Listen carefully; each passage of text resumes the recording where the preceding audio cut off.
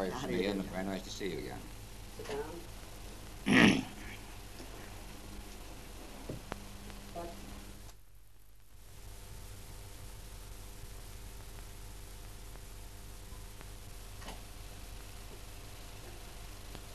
All right, Mr. How do you Ian, very do, nice to see you General?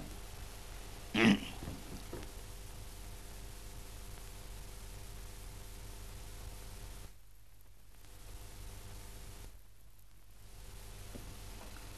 Okay, Jack. General Norstad, what are your feelings about taking over command of the Allied forces in Europe, and will it mean a greater emphasis on air power? If I may, I'd like to divide the answer to that question into two parts. First is to my feelings. I would say that my principal reactions are, the first, a feeling of great privilege that I am being permitted to continue to work for this cause, the NATO cause, in which I believe and to which I am devoted. And as far as the question of increased emphasis on air power, my answer would have to be no to that. I'd like to explain that very briefly, if I may. I have been here, as you know, for 3 years. In that time, I have personally and directly participated in the planning of this headquarters.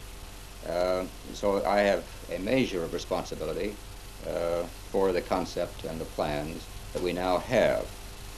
The task before us dictates the forces, the means, or the principle or concept that are employed, and that involves not only air power, but also the Army and the naval forces. So the answer to the question is... Good.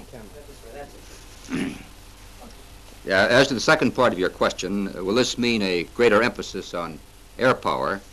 A yes or no reply to that would be no.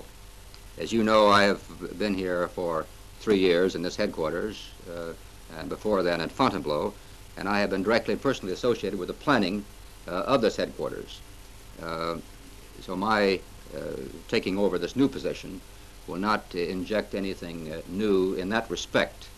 The task before us determines the forces required and the means in which these forces will be employed.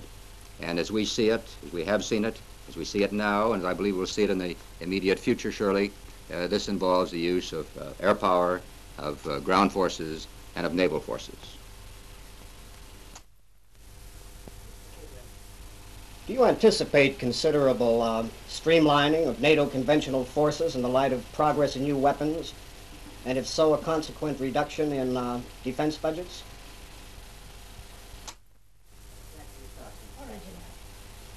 I would like to eliminate, if I may, that word streamlining in replying to the question, because streamlining has come to be synonymous with progress and with modernization. It's a little bit like being for good and against evil. It has also become almost synonymous with reduction. But modernization and progress are not necessarily the same, have the same meaning as reduction.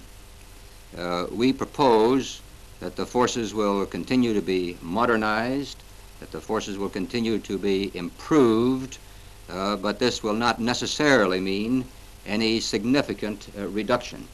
I'd like to point out that in the planning at this headquarters in the last 3 years, we have taken into consideration, into full consideration, all the new weapons and the new developments that are available or apt to become available to us in the next few years.